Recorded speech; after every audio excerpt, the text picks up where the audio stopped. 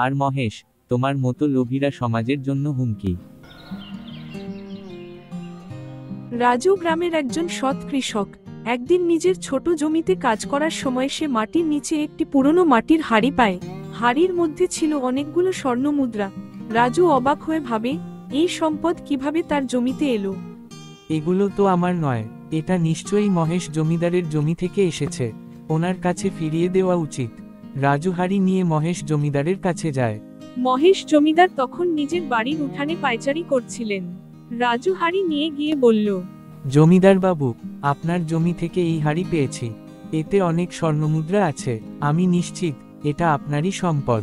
মহেশ মুদ্রাগুলো দেখে লোভে পড়ে মনে মনে একটি চক্রান্ত করে। যদি বলি এটা আমার নয়, তাহলে রাজুর বিরুদ্ধে চুরির অভিযোগ আনতে পারি। তাতে মুদ্রাও আমার হবে, আর রাজুর সৎ ভাবমূর্তিও নষ্ট হবে। মহেশ জোরে বলে উঠল, রাজু, এটা তো আমার নয়। তুমি নিশ্চয়ই এই মুদ্রা চুরি করেছ। আমি তোমার বিরুদ্ধে পঞ্চায়েতে বিচার দেব। এমন অভিযোগ শুনে রাজু হতভম্ব হয়ে পড়ল। এরপর মহেশ রাজুর বিরুদ্ধে চুরির অভিযোগ তোলে। গ্রামের পঞ্চায়েত প্রধান বিচার করার দায়িত্ব নেন। পঞ্চায়েত প্রধান বলেন, রাজু, তুমি কি কিছু বলতে চাও? প্রধান বাবু, আমি এই মুদ্রা মহেশ জমিদারের জমি থেকে পেয়েছি। উনাকে ফিরিয়ে দিতে গিয়েছিলাম, কিন্তু উনি বলছেন আমি নাকি চুরি করেছি। মহেশ তখন বলল, প্রধান মহাশয়, আমি এর কিছুই জানি না।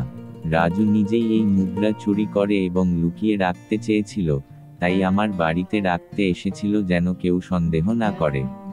পঞ্চায়েত প্রধান বলেন, আমরা এই মুদ্রার উৎস খুঁজব। রাজু, তুমি এই মুদ্রা কোথায় পেয়েছিলে তা আমাদের দেখাও। রাজু হাত ইশারায় অসহায়ের মতো তাদেরকে মহেশের জমির দিকে ইঙ্গিত করে। ঠিক তখনই সেখানে গ্রামের একজন বয়স্ক বৃদ্ধ এসে দাঁড়ায় এবং বলেন, শোনো তোমরা, আমি পুরনো জমিদারের একজন বিশ্বস্ত ভৃত্য ছিলাম। তিনি এই মুদ্রা তার পরবর্তী প্রজন্ম অর্থাৎ জমিদার বাবুর নাতির জন্য রেখে গিয়েছিলেন। এই মুদ্রা জমিদার বাড়ির আমানত, আর এতদিন আমি তা রক্ষা করছিলাম। এখানে রাজুর কোনো দোষ নেই, বরং সে সৎ। তখন পঞ্চায়েত প্রধান বলেন, বৃদ্ধ দাদামশাইয়ের এই উক্তি প্রমাণ করে যে মুদ্রাগুলো মহেশের পরিবারের এবং রাজুর উদ্দেশ্য সৎ ছিল। সে মুদ্রাগুলো ফিরিয়ে দিতে চেয়েছিল, অথচ মহেশ তার বিরুদ্ধে মিথ্যা অভিযোগ এনেছে। রাজু সত্য এবং সৎ হওয়ার উদাহরণ। আর মহেশ, তোমার মতো লোভীরা সমাজের জন্য হুমকি। তোমাকে এই কাজের জন্য জরিমানা দিতে হবে। তারপর পঞ্চায়েত প্রধান মহেশকে শাস্তি দেন এবং রাজুকে গ্রামের সবার সামনে সম্মানিত করেন। সততাই সর্বোৎকৃষ্ট পন্থা। ছোট্ট বন্ধুরা, আমার এই গল্পটি যদি তোমাদের ভালো লেগে থাকে তাহলে অবশ্যই লাইক এবং সাবস্ক্রাইব করে দিও।